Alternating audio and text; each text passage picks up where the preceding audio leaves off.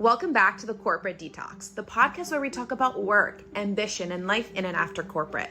Because mi gente, we needed this. It's me, Erilsa, longtime marketing expert and your favorite corporate escape artist. Honestly, the trauma of stepping away. I realized very quickly that I was really addicted to productivity and busyness. I remember those first few weeks and it was like my nervous system did not know what was going on. What do you mean I have nothing to do? What do you mean I don't have like 10 different meetings in one day to jump between? I think it took me a bit of time for my body and mind to catch up with the fact that I had left. That, guys, is Kate Minogue. She started out in Ireland working in gambling, then did a quick stint in banking, which she'll tell you honestly wasn't for me. Eventually, Meta's gaming team in Dublin reached out about this role. Measurement Partner was the title, which, by the way, I'm sure nobody listening really understands. And she ignored it for a year. Nope, not my job, she'd tell herself. But eventually, curiosity won. She joined their team advising advertisers. And from the outside, it looked like the kind of career people spend decades chasing. Behind the scenes, though, things were starting to feel different. She was burnt out, layoffs, the creeping sense that maybe the path ahead wasn't really hers. So she made a choice that even surprised her. My last 2 years in Meta, 3 things happened that I was like, okay, it's time to go. So one is I decided to do an MBA part-time, which in retrospect now I'm like, how did I have the energy? How did I do that? Because I couldn't do one or the other today without feeling exhausted. I decided to do an MBA part-time. I was doing that 2 evenings a week after I finished work, doing all my assignments on weekends. The burnout was significant by the time that I finished that. And that kind of lined up with my last couple of months in Meta. The second thing was I left Meta in October 2023, so we all know what 22, 23 were like in tech.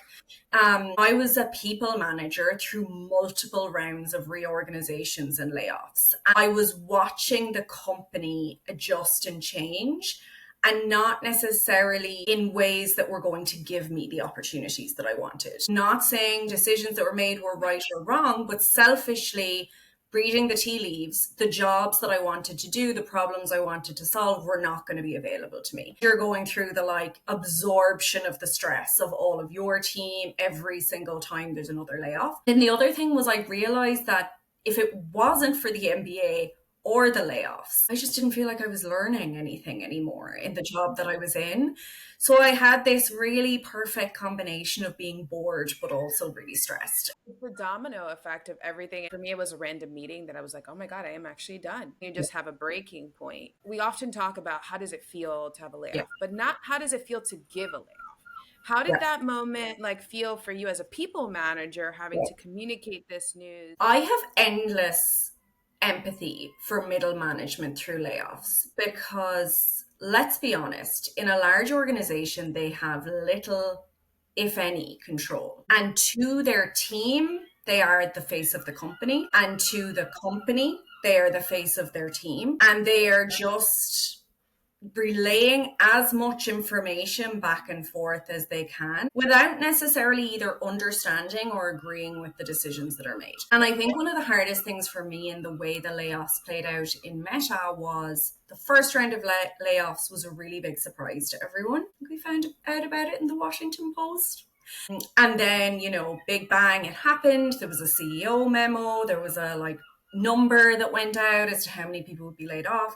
And then after that happened and we dealt with the aftershock of who left that time, and we were sitting, say, in one office and just waiting to see who on our team would get an email and then deal with it once we found out. We didn't get a heads up ahead of time as to who was going. Then we found out there would be more rounds of layoffs. That was almost harder because there was almost an expectation that it would be done better the second time, or we would have more input the third time. And it just was like, death by a thousand cuts, because you're in meetings and you're like, okay, here's what we need to do. Here's the best thing to do. Here's how we should manage this. Here's how we should make the decision. But ultimately, a lot of these decisions are made at a very high level, like VP and above. That means you're sitting there and you have no control except for to try to support your team through it. So I think that is really difficult on people. You end up almost being a proxy therapist. You absorb everyone's stress. You know everyone's personal situation, but you can't really do anything about it. You can't really help them. A lot of that last couple of months, last say 6 months that I was in there,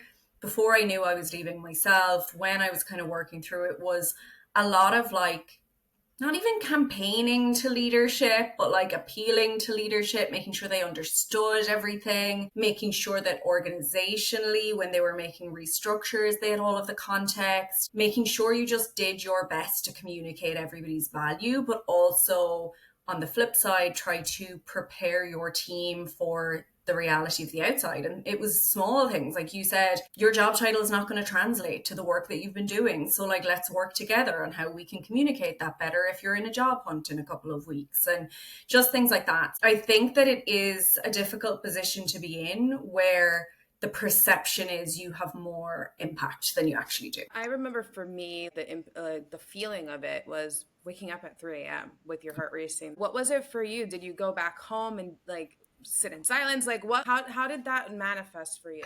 I remember days where I was like on the train on the way to the office and just felt really anxious that I was like going in to find out who from my team was impacted. And like, it's a bit different in Ireland versus the US because we have what's called a consultation period, which is like a month plus long. I remember distinctly the days where like announcements were made and you're going into the office just to physically be there for your team. And I remember like getting an email the same day as my team, and I was hoping that I had been laid off. And the reason I was hoping was because I had come to this decision that I was like, I've made the decision, like I'm moving on, pay me. But also, if I had made that decision and wanted to leave, then I would rather somebody who didn't want to leave get my job. Like, you don't want to be saved for no reason. So I remember my team getting their emails impacted or not impacted or whatever the language was. And then I was like sitting in a meeting room and being like, how have I not received the email? How have I not received it? This doesn't make any sense. And then I get an email and it's like, you are being offered an individual contributor specialist role, blah, blah, blah. And it was like, no. Congratulations. Yeah. Congratulations. And it's like, you should be so happy. And I'm like, oh. And then hilariously, that put me in the non-consultation bracket of employment law. And it was just really confusing. There was a lot of that, like, periods of fear and anticipation, not just for yourself, but for your team. Then you had other teams coming to you and being like, how are you going to keep business as usual running? And you're like, come on, business as usual. It's just such a juggling act. My cortisol was waking me on the dot of like 5 a.m. By this point, Kate had decided she was leaving. But the real question wasn't just, should I quit? It was, what comes next? She wasn't alone. Nearly 36% of workers now identify as independent. Freelancers, consultants, contract professionals, portfolio workers, up from 27% less than a decade ago. More and more people are trading the traditional 9 to 5 for flexible, self-directed work. And like a lot of people leaving big tech, Kate assumed her next step would be another normal role. But then something unexpected happened. Projects started showing up through her network, advisory gigs, fractional leadership roles, independent projects. And suddenly, a totally different way of working was on the table. Being like, let's go. Okay. I got a few consulting projects just from my network in Meta. I was very lucky. I worked with people globally, like a lot of different clients and stuff like that.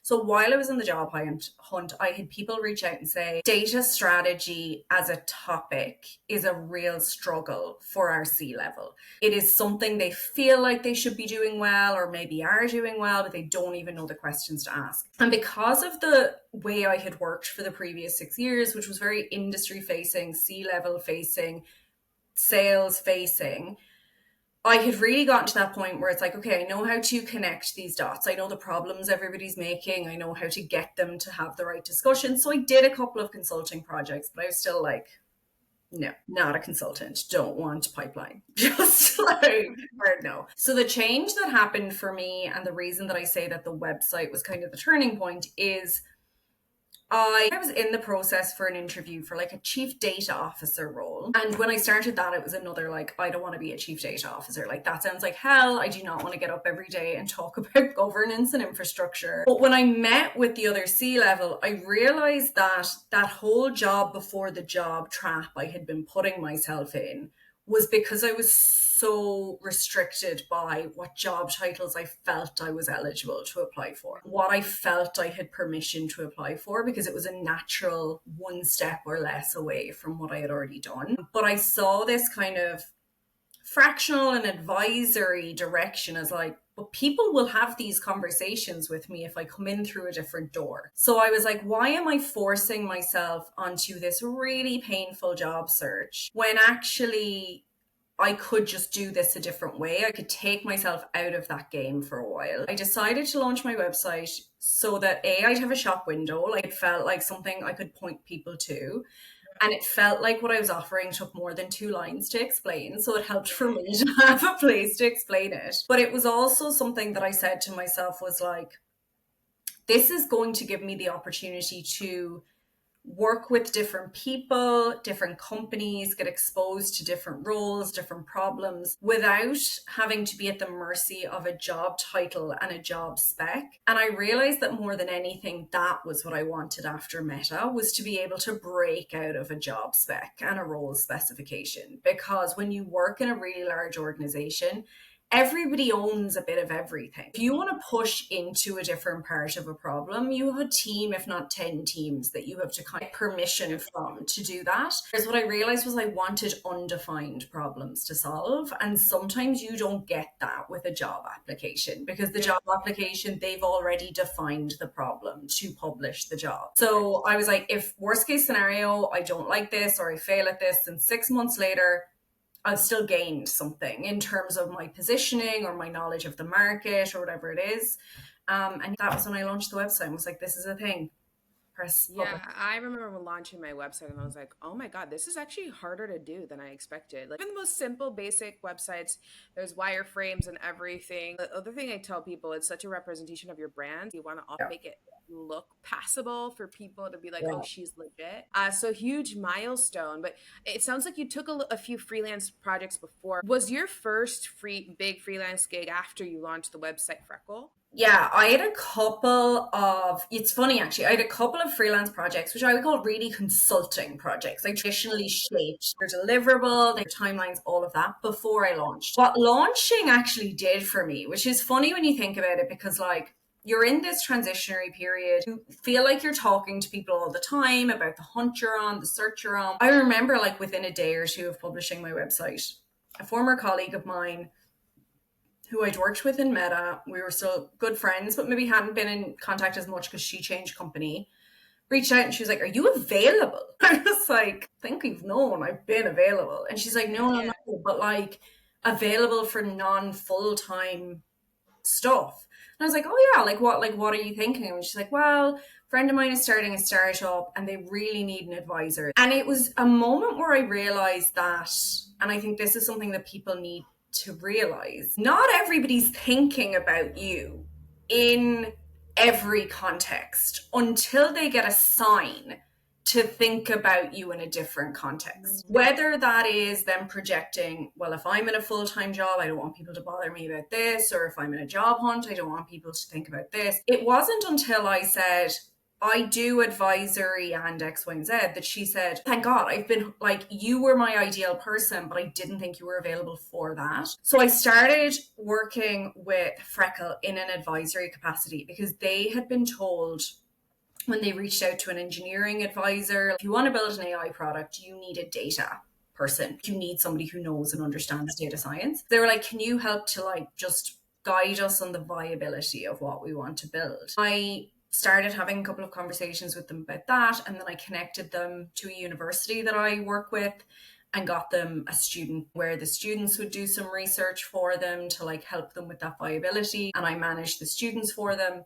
And then as we were working through that advisory, I kind of realized first from that I was like, oh, wow, there is a cohort of non-technical founders out there that are really overwhelmed by AI and just need someone to help translate it for them. I started talking to a couple of other startup, founder communities or other people that would connect me into that community because I knew nobody in startups from when I worked in Meta. And then at the same time, my interaction with Freckle expanded and they asked if I would own product for them, because at that point, I guess the realization was that my experience wasn't just the AI and data part, but actually I'd worked with apps for such a long time that I knew the different challenges they were going to come up against as they tried to develop a consumer app. That was when I joined them as a chief product officer, a couple of days a week, depending on what stage they were at. And it was also when I realized my hatred for the selling of myself and the consulting projects,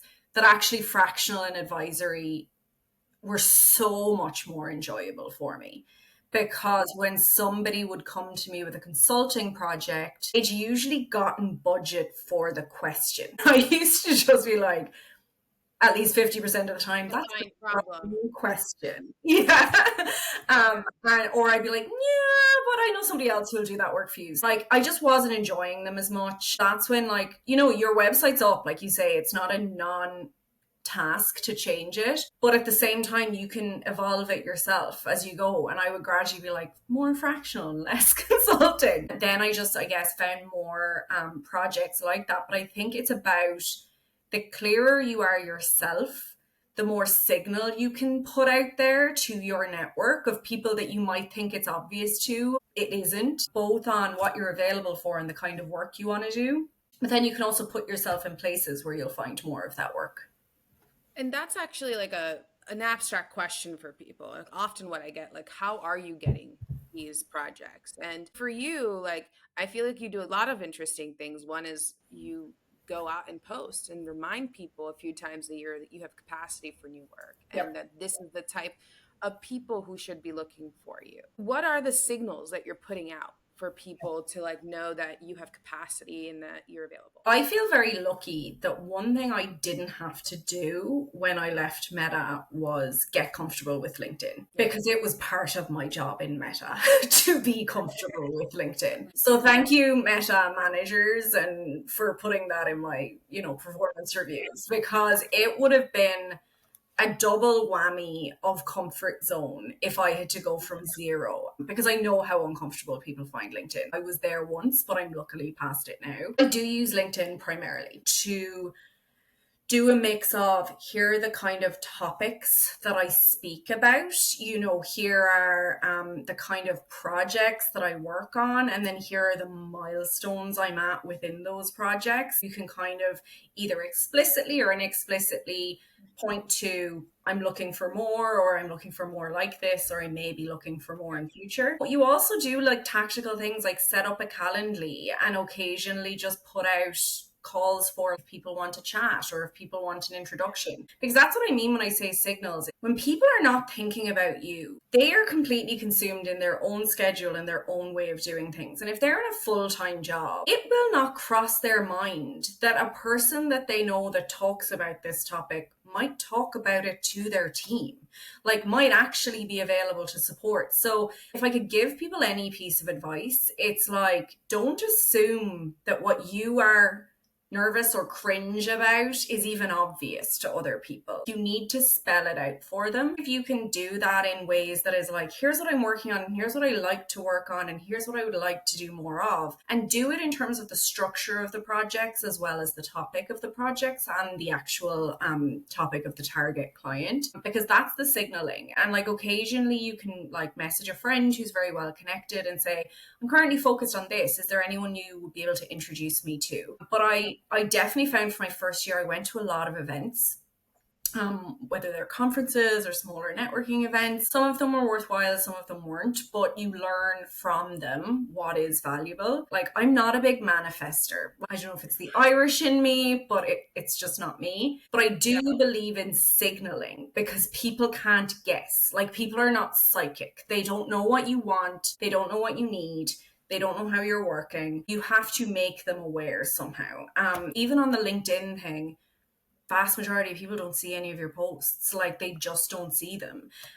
So like about a year ago, I started doing podcasts as well, and podcasts are brilliant. You get to explain things a little bit more. People get insight into who you are, how you think. Like, I launched a digital course at the start of this year, and it is, it's for senior business leaders. It is a more kind of premium digital product. That's not going to sell if people don't know who I am. Like, people need to be like, okay, what am I going to get from her? What is her expertise? What is she going to talk about? You have to really think through, who are the people you want to see your message, and what is the most valuable way for them to hear it? And those are the signals you need to put out, because what works for one target customer is not going to work for another. I don't need to tell you that. You're the marketing expert on the call. But for people who are doing it in an employment or a consulting context, they don't always think about it as marketing. That's why I kind of would say, like, make sure people are aware. It's just awareness and clarity.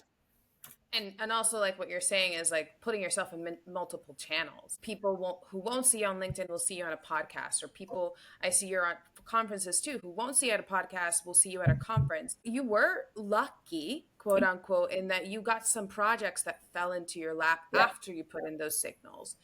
But you said you had a worse nightmare selling yourself to people. Was there an occasion where that had to happen? What was that learning process like? I have been still to this day avoiding that hard selling worst nightmare. I'm sure you, as an expert in the field, would look at my LinkedIn and go, sweetie, you're selling. And I am selling. But I think there's a moment where you transition. And this has actually been a difficult thing for me on my LinkedIn strategy. Is when I was in Meta, my content was for Meta. It was industry thought leadership, specifically on topics that benefited Meta.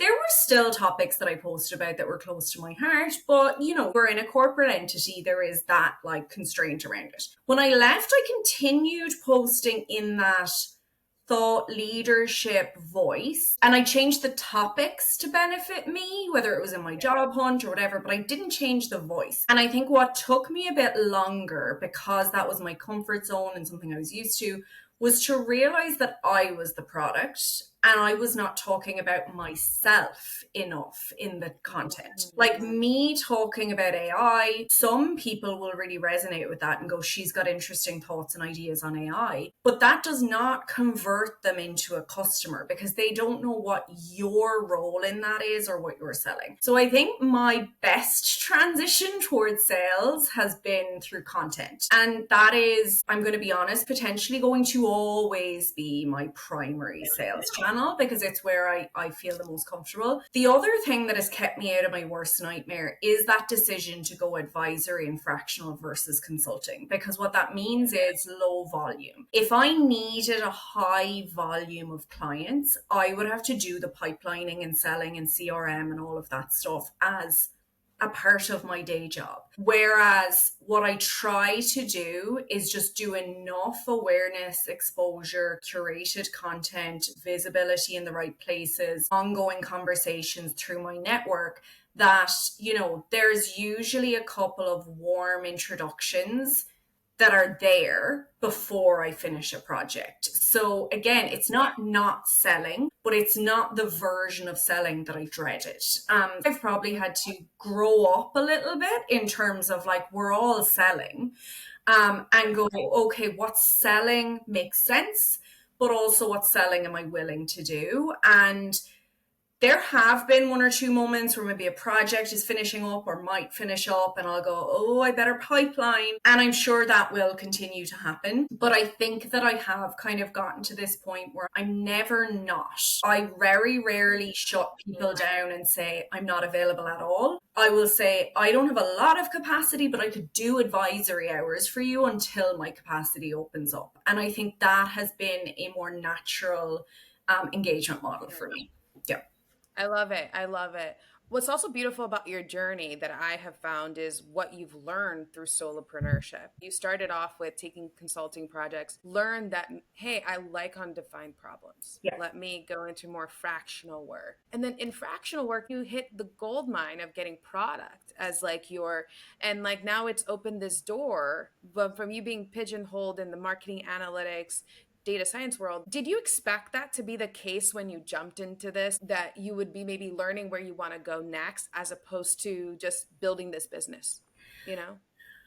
Yes and no. So Okay. I don't think I'm one of these people that was like, this is it, I'm a solopreneur, I'm never going to have an employer again. And I'm still not one of those people. I did have in my version of planning is always what's the worst case scenario and can you deal with it? Super positive person. Back to the manifesting. So my thinking was that if the worst case scenario is that this just gives you a better idea what you want to do, then that's great. We'll take that. Like that's a good outcome. So that had crossed my mind.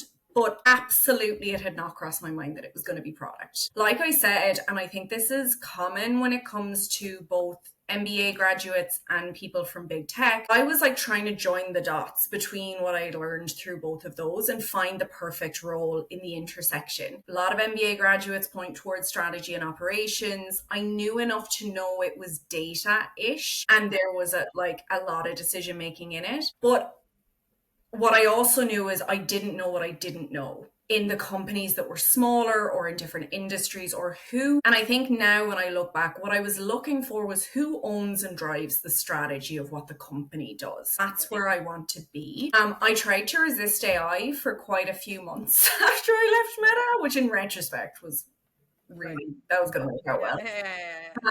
And the reason I was doing that was because I was just allergic to all of the AI bros online who like woke up one morning and were experts in the topic. But I remember getting to a point when I was meeting with these founders who felt so overwhelmed and being like, okay, I can help here. Like I can bridge this. I have worked in machine learning for a long time. I have worked with engineers. I can do this. I gradually started to see that in the industries I enjoy the most, product is the fulcrum of the strategy. Like it is the function that is the direction. And it's really funny when you leave a company like Meta and you know, like all of us, just me, jump straight into a job hunt in the middle of burnout. You start hearing about SaaS and how amazing and different SaaS is. I don't know if you went through this when you left Amazon. Oh, Like, I did. well, I heard job about and it. everyone was like, sorry, you've never worked in SaaS. And I remember being like, oh my God, I'm so sorry. Maybe I can. And then being like, I don't want to. And particularly in strategy and ops, the strategy and ops problem to be solved in SaaS is significantly more complicated than the strategy and ops problem to be solved in an ads business. So I would look at it and go, but like ads is kind of SaaS, but it has a very different sales funnel, which meant the business operations was different. So you jump into a job hunt and you're apologizing for what you're not, and you're not listening to what you actually want to do or what you are, because you're immediately just taking the feedback from other people about what you don't have. What I was able to get from the fractional advisory is a much more natural pull to the problems that I want to solve and that I'm good at solving. It brought me back to consumer tech, which is what I've always worked in. Like I've been customer obsessed since my first job. And I miss that when I work in companies or on projects where it's very like organization to organization. And it's recently in the last couple of months, and obviously on the work I did in Freckle, that I found that like the thing that I am most passionate about is how can data and tech make consumers' lives better? And when I look at the trends of products in the consumer app sector now with AI, they're not necessarily trying to make lives better. And then you get into a lot of like responsible AI challenges and ethics and things like that.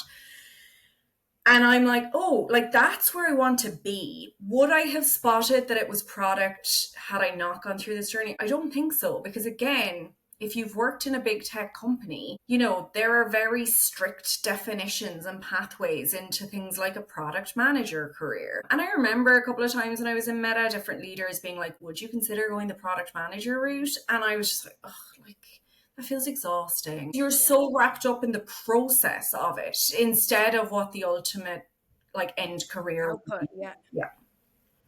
That's so interesting. And as you like walk through that, one thing that stood out to me is that it Yeah. can become both. Is Yeah. that something that you think is opening up now that people can actually fully explore this gig economy, as you call it? You can go back into corporate, freelance at the same time, do something else. Like, is that, do you think the door that's opening up for you as well?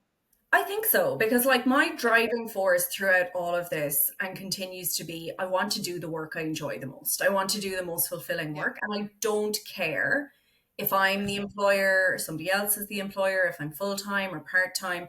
And I appreciate that that's not everybody's motivation or path into this fractional or Yeah. solopreneur journey, but that's it for me. So I think for people who are like, there are benefits there, but I'm not purely motivated by owning my own business, I would say don't rule it out, because I was obviously not purely motivated by owning my own business if I thought that selling my product was going to be the Right. worst thing ever. But there are ways around that. Kate's story might sound unique, but the forces behind it are bigger than one career. Across tech and knowledge work, the rules are shifting.